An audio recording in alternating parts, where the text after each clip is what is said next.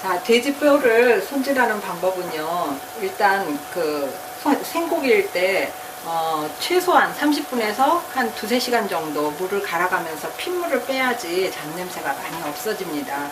그러고서 반드시 이 끓는 물에 한번 한 5분 정도 익히시면 겉면이 0.5cm 정도 하얗게 변합니다. 그때까지 익혀서 그 물을 따라버리고 깨끗한 새물을 받아가시고 그때부터 국물을 만들기 시작하는 겁니다. 그래서 이렇게 끓는 물에 한번 뼈를 튀겨내는 방법을 우리가 보통 튀한다, 우리말로는 그렇게 표현을 하죠.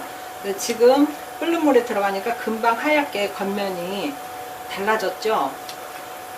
요 과정을 거치시면 돼지의 잡냄새도 잡을 뿐만 아니라 그 뼈를 썰을 때 그 뼈 같은 데서 나오는 그 찌꺼기 있잖아요. 이런 것들도 한 번씩 다 잡아낼 수가 있습니다. 이 하얗게 국물이 거품이 뜨죠. 요것이 몸속에 들어가면 굉장히 우리가 테라푸드라고 할 수가 없는 그런 그 일반 음식이 되어버리겠죠. 그래서 이렇게 한번 데쳐서 활용하시는 거를 꼭 아무리 그 식당에서 바쁘셔도 이 과정은 한번 거치시는 것이 좋다고 생각을 합니다. 그래야 문경에 찾아오시는 분들이 이건 정말 테라푸드다, 어떤 정성으로 만들었다 라는 거를 꼭 반드시 이렇게 설명을 해 주시기를 부탁드립니다. 자, 이렇게 거품, 기름기 이런 것들이 다 뜨죠. 이렇게 보글보글 올라오기 시작하면 불을 끄시고 요 뼈를 찬물로 깨끗이 한번 헹구시면 첫 번째 냄새를 이제 잡는 방법은 이 표고버섯입니다. 이 돼지고기하고 표고버섯은 우리가 약선에서 활용을 할 때에도 굉장히 궁합이 잘 맞는 그런 그 식품 중에 하나거든요. 그래서 돼지고기의 잡내를 없앨 때 혹은 약선으로 활용하실 때에는 소변이 이렇게 막 자주 멈출 수 없게 나오는 경우 있잖아요. 이런 경우에도 돼지고기와 표고버섯을 섞어서 우리가 약선으로 활용하고 있거든요.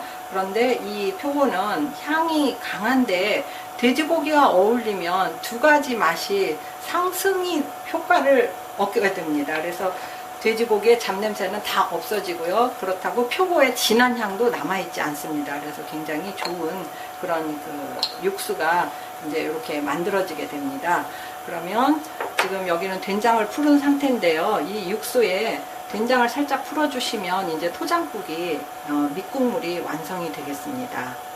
그러면 이 건지를 어떻게 이제 해서 만들어서 넣을 건지 이제 조리 과정을 또 보여드리겠습니다. 이제 그 토장국에 들어가는 해장국 토장국에 들어가는 부재료인 시래기하고 얼갈이 데친 거를 어떻게 양념을 하는지 요령을 가르쳐 드리겠습니다.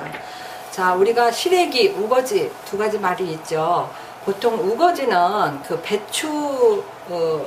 배추를 데쳐가지고 쓰는 거를 우리가 이제 우거지를 하고, 시래기는 무청을 말렸다가 불려서 쓰는 거를 시래기라고 하죠. 시래기를 양념할 때는 제가 된장을 쓸 거고요. 그 다음에 얼갈이를 양념할 때에는 국간장을 쓰겠습니다. 자, 먼저 시래기부터 무쳐 볼게요. 자, 시래기를 무치려면 양념장을 먼저 만들어야 되겠죠. 그러면 된장을 이렇게 딱딱한 상태예요. 이대로 무치면 시래기가 잘 버무리기가 어렵죠. 이럴 때 바로 향신즙을 조금 쓰시면 됩니다. 자, 향신즙을 조금 넣으셔서요, 된장을 좀 풀어주시면 시래기가 잘 묻혀지겠죠. 자, 이렇게 된장을 좀 풀었습니다.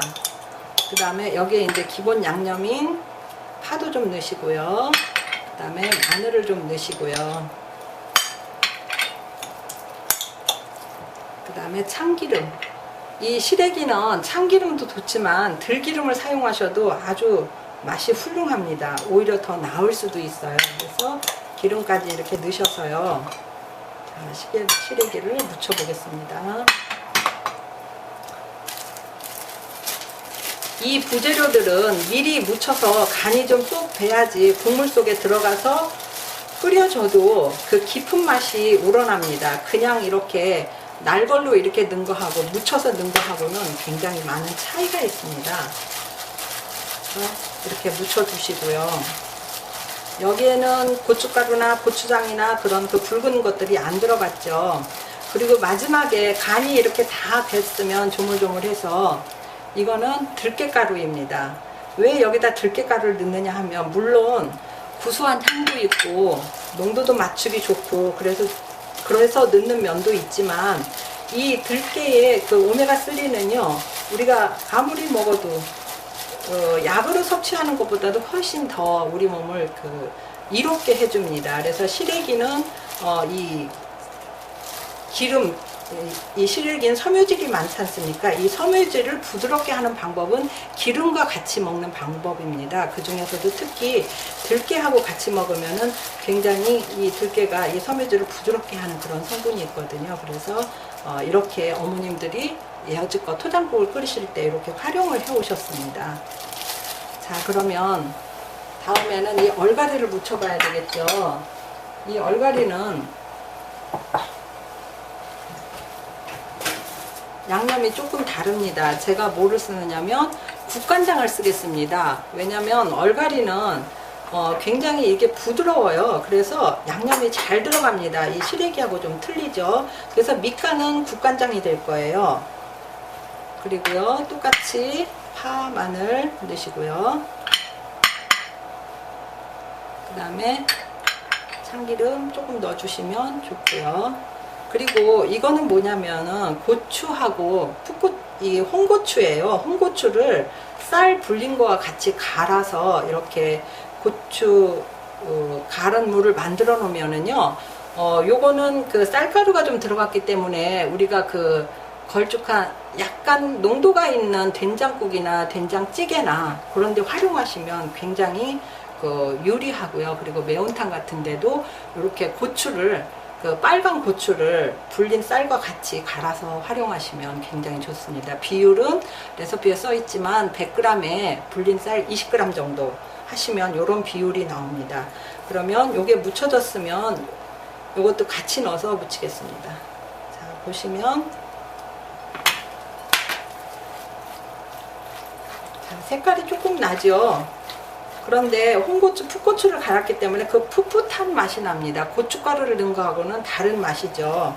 그래서 혹시 만약에 매운 거를 좋아하시는 그런 그 손님들이 계시다 할 경우에는 이 갈아놓은 거를 청양고추를 조금 섞어서 갈아주시면 그 칼칼한 맛을 즐기시는 분들은 그렇게 해주시면 되겠습니다. 그렇지만 일반적으로 힐링푸드는 매운 음식보다는 평하게, 너무 맵지 않게 너무 짜지 않게 하는 것을 포인트로 맞춰 가지고 항상 손님들께 강조해 주셨으면 하는 그런 부탁입니다.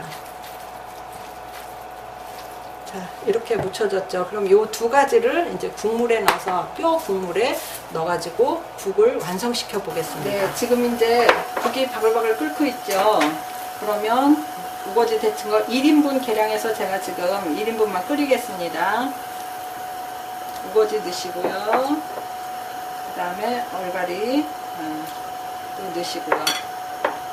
얘가 한 소끔만 확 끓어오르면 그냥 그대로 이제 완성 접시가 되는 겁니다.